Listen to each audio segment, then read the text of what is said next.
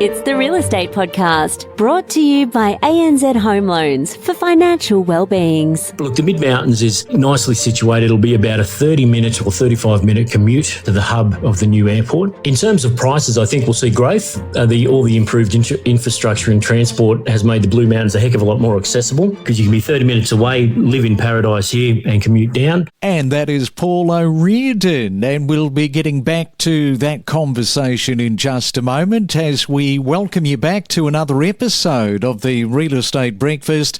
Yes, more property insights coming up this morning, connecting you to the best real estate information across Australia. And we are here doing it for you 7 days a week, talking to all of the important real estate experts from around the country for that unbiased point of view. And you can stream us anytime, anywhere on iHeartRadio, Spotify, Apple Podcasts and Amazon. Well, the weekend, yahoo! It is here, a Saturday morning, February the 22nd. Another busy auction day around Australia. And if you're an auctioneer, you might be having breakfast, just mulling over the details of the properties you're calling today. And for homeowners selling and for buyers hoping to buy, securing that dream home perhaps this coming weekend, good luck to all. May the day end on a positive note for you. Well, Australia's regional housing markets have remained strong with property values rising. This is from CoreLogic, rising 1% in the 3 months to January, while capital city values have declined by 0.7%. However, growth patterns, they say, are shifting with signs of a slowdown emerging. Western Australia and Queensland led the gains with Geraldton up 6.3%, Albany 5.9% up and Mackay 5.7% in the positive. Yet momentum is easing as Gladstone's growth rate has halved since July. With 28 markets, they have seen slower quarterly growth compared to previous months. So that is all coming from CoreLogic this morning. Right now, let's catch up once again with Paul ORiordan. He is the principal of ORiordan Real Estate in the Blue Mountains. And good morning to you, Paul. Welcome back to the Real Estate Breakfast. I mentioned how busy these auction days are on a Saturday morning, but you guys are not so busy. You can kind of relax a little bit when it comes to auctions. Good morning, Craig. Well, I'm not sure I'd be saying we're relaxing, but the Blue Mountains is predominantly a private treaty market. So there's a few auctions every now and then, but 96% of our market and our sales and transactions are private treaty. And this morning we're going to be talking about, in particular, the mid-mountains. Now, what are some of the current trends that is helping shaping the mid-mountains property market, especially with how they compare to perhaps past years? Have buyer demand and also pricing or inventory levels shifted? And if so, what are any of the factors that are influencing those changes? Yeah, look, the Mid-Mountains has seen a bit of a shift. There's less stock on the market, but the strong buyer demand for solid, good properties is very much there. So predominantly we sell to Sydney metro area. They're making the migration up the hill, and it's still very much the same now. In years gone by, looking for a small mountain cottage, a bit of a doer-upper, add value to it over time. There's been a real shift away from that, and it's more move-in ready with as little renovation as possible. That's the more popular kind of property at the moment. And the key driver, obviously, with the rest of the country, it's affordability. The starting prices are a lot higher now than they were a couple of years ago, and that coupled with high renovation costs.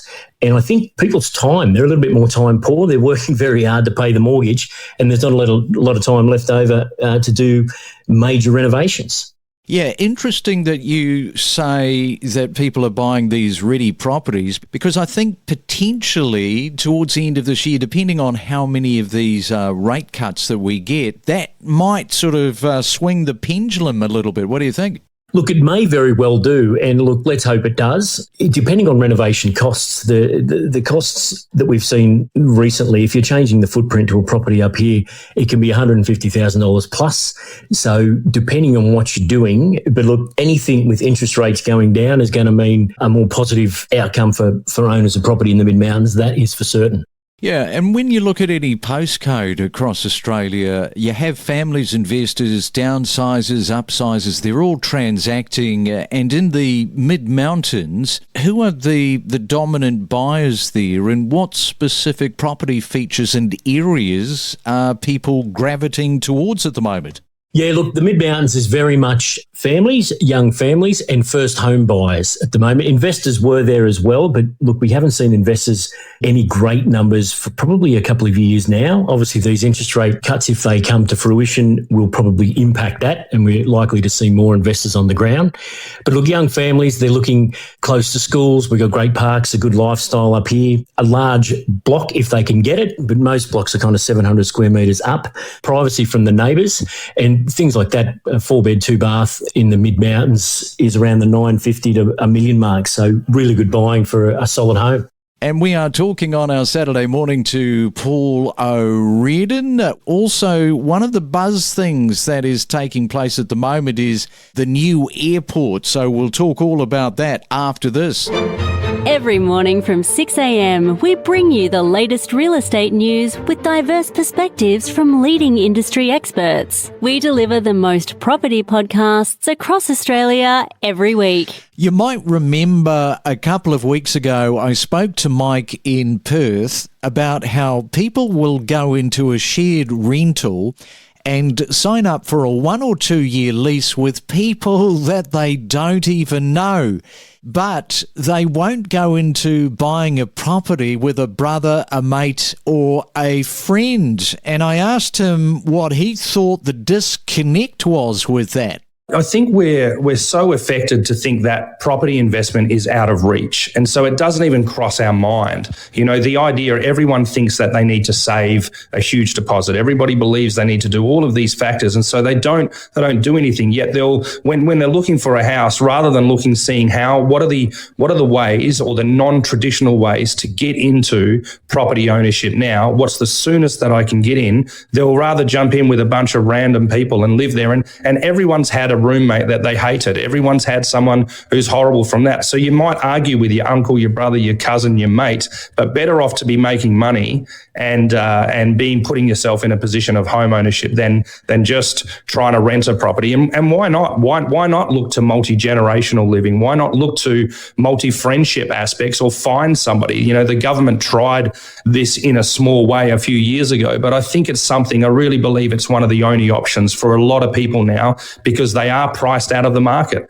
And it's not that the market's not affordable, it's just that affordable range has shifted and it's never going to come down. Like you said, the affordability is up between 8 to 900,000, average price for a home. Every morning from 6 a.m. across Australia, we deliver you the latest property news, commentary and predictions from Perth to Cairns and from Melbourne to Brisbane, 7 days a week. And it is a Real Estate Saturday. We are talking to Paul. He's in the Blue Mountains.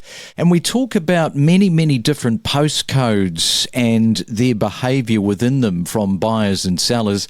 Because as we say, not every postcode has the same seasonal patterns, the economic conditions or market trends for real estate transacting. So in that particular area that we're discussing, mid-mountains, when is the best time to transact, do you think? Traditionally, everybody says spring. I guess the issue there with spring, obviously the gardens look beautiful, but if there's 10 houses for sale in winter, there'll be 30 houses for sale in spring, which can mean more competition. So you possibly get you spread a little bit thinner, buyers spread a little bit thinner. The main constant really for the mid-mountains, it's really seasonal, is around the Christmas break. So from about the 1st of December to early January, you see a drop in listings and a drop in buyer activity. And the only other real time that it's negatively impacted in listings or transactions is around federal elections. Actually, for whatever reason, people sit on their hands in the build up to a federal election. As soon as it's called, it's back to normal. So the buyer sentiment and interest rates and economic conditions are the major impactors. There's no real better time to list or to sell. Obviously, if you're buying, you want as many competition or many properties to choose from as possible. Yeah, political elections, they always do have some sort of an influence at the time building up, and then of course you've got the outcome the other side and things start to flow a little bit more readily. Now let's get on to this big one. The buzzy talk about Western Sydney is the new airport. Why is this important? Because it's a major piece of infrastructure. And I would argue, is there a bigger attraction like an airport for investors especially to look at that development and start making some smart choices around that hub that is servicing such a wide area? So how much of an impact, Paul, for the Blue Mountains property market could that new airport influence the demand and everything else that kind of flows from it, do you think? Look, I really think it will. But look, the Mid-Mountains is nicely situated. It'll be about a 30-minute or 35-minute commute to the hub of the new airport. In terms of prices, I think we'll see growth. All the improved infrastructure and transport has made the Blue Mountains a heck of a lot more accessible. There will be concerns, obviously, around the noise and potential environmental impacts. But I think overall, the net gain for Blue Mountains property in general, and especially the Mid-Mountains, will be a positive one, because you can be 30 minutes away, live in paradise here, and commute down, as opposed to living underneath in new developments that at the moment aren't built yet. So there will be a time frame there of, the Blue Mountains being extremely popular, I think. Yeah, and of course, that 30-minute drive, the access of that is so quick, and you're going to have people that are going to be living in the Blue Mountains potentially working a lot further away. They go to the airport, jump on the flight, off they go, come back in the weekends. Who knows what they'll do, but if they're after that lifestyle, it just creates that opportunity, doesn't it? It really, really does. And it's not just the airport, it's the infrastructure that's going to go in around it. Talk of film school in Penrith as well. So a huge amount of capital expenditure happening over the next 5 to 10 years. And that's only going to be a net positive, I believe, in price growth for the Blue Mountains. All right, film school. We'll have to find out a little bit more about that.